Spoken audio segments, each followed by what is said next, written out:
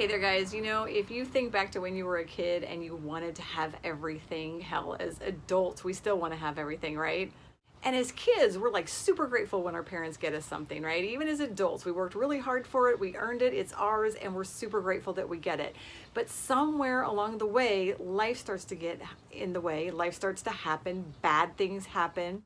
And for a lot of people, myself included, we start to think more about the bad things that are happening. And we forget that we still need to be grateful for the small things in life.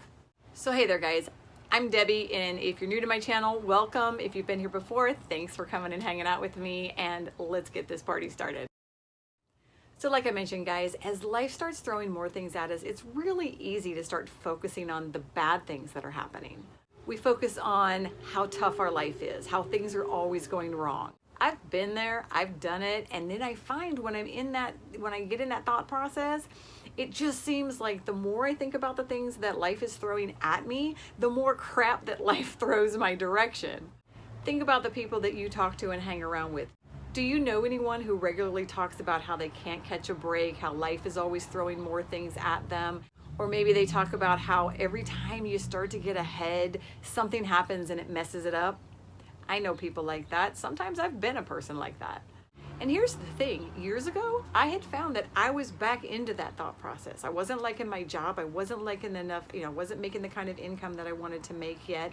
A lot of things were happening in my life that were going wrong. And then I fell and broke my ankle, and I had to walk on crutches for almost a year. And honestly, at that point, it would have been super easy for me to start my party pity of one and to think about, when am I going to be able to work again? How am I going to support myself? I can't believe that I fell off my truck. I can't believe that I have to walk on crutches. How am I going to take care of myself? All these things I could have stayed stuck in. But I absolutely knew that I wasn't going to be able to do that, because if I did, I already knew from talking to other people who had broken their ankle or leg or whatever it was, they were falling into a depression, and there was no way that I wanted to spend my time not only fighting getting physically better, but then after or during having to work on digging myself out of that hole mentally as well and out of a depression.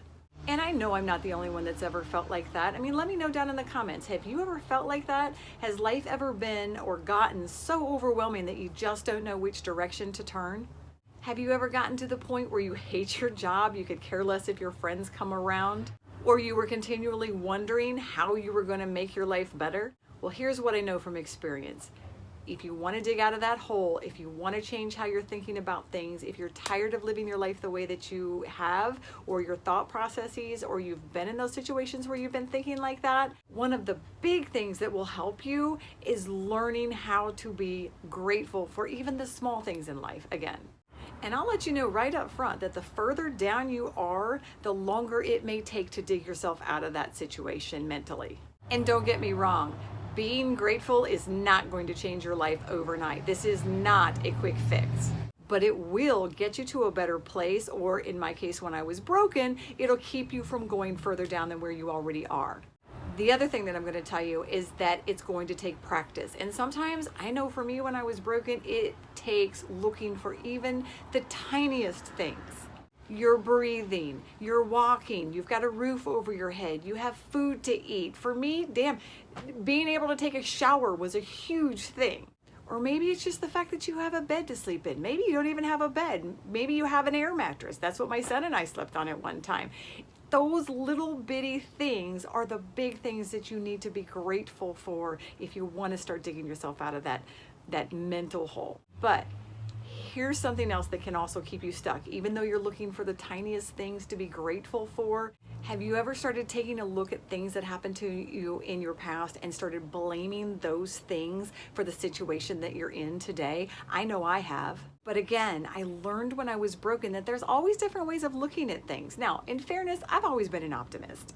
But I'm going to use my ankle as an example, okay? I could have been angry because my tailgate opened, because I had to go to the hospital, because I couldn't work for who knew how long it was going to be. But like I said, number one, I've always been an optimist, and number two, I knew that I couldn't afford mentally to go into those thoughts on a daily basis while I was trying to heal and get my life back, because I couldn't afford to go into depression. So while I was laying around every day, I had to start looking for what were the things that I could be grateful for given my situation.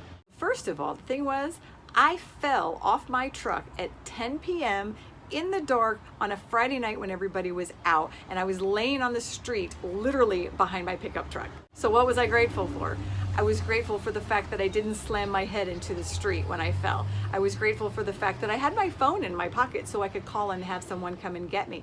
I was grateful for the fact that I have friends who were willing to rush to my side and get me to the ER. I was grateful for the fact that I had a neighbor who was available at home and willing to bring me a blanket so that I didn't go into shock. And past that, I was willing for the people that helped me at the ER, the doctors that got me through my surgery, and the delivery guys that showed up at my door with food for almost a year. So I'm going to put out a challenge for you to do this week. If you're to the point where you feel like life has turned your world into a dumping ground for bad things to happen, I want you to start searching for things to be grateful for. Grab yourself a notebook, a piece of paper, pen, pencil, whatever you prefer to do it. I don't care if you do it on your phone, but every day for the next month, hell, for the next 7 days, start small, okay? Every day, find 1 to 5 things that you can be grateful for. Start with 1 to 3 things. Okay, we want to keep this super simple. So 7 days, 1 to 3 things. Every day you're going to find something that you might have looked at as, hey, something bad happened, but can you flip it around and be grateful? Like, I could have been upset that I fell off my truck and broke my ankle, but instead I'm grateful for the fact that even though I fell, I didn't crack my head open. So those kind of things. For some of you, that may mean that you start with writing down things that didn't go wrong instead of things that went right. I don't care which direction you go, but 1 to 3 things that you're grateful for. Write them down. And once you've written them down, take a look over them, and as you go through either the 1 or all 3, pay attention to how it makes you feel physically, because typically when things go wrong, you feel that instant anger or frustration. You know that feeling where you tighten up. Okay, chances are if you can find something that went right, even if it's 1 thing, if you read it, you're going to feel different. You're going to feel more relaxed. You're going to feel less angry maybe. And then at the end of the month, or for those of you that are only doing it for 7 days, maybe at the end of the week, go back and read through all the things that you wrote down. And again, pay attention to how it makes you feel while you're reading through those, and see if it's a better feeling than the typical anger and frustration that we get. And if you like that feeling, or you want to really start seeing how this can change your life and change your attitude, okay, start doing it. Set a goal up to do it for the next 365 days, an entire year. Or maybe, hey, just see if you can extend it until the end of this year. And if you decide to take on that challenge, I don't care if it's for 3 days, 7 days, the rest of this year, or the next 365 days, if you're gonna take it on, drop a comment down below and let me know that you're gonna do it. And at the end of those days, at the end of the challenge, however long you decide to do it, come back and drop me a note and let me know if you've noticed any difference at all in your attitude or your life. Are better things coming? Has life thrown just a few less bad things your direction? Or, and this is a great thing that happens, that I found happened from this exercise, is the fact that you start thinking different, so that even when the bad things happen, you're able to deal with it mentally a whole lot different. And guys, if you got any useful information out of the video that we did today, make sure that you hit the subscribe button down below, hit the notification button so that you know when my next video comes out. And remember, life is short, make it happen. See you guys.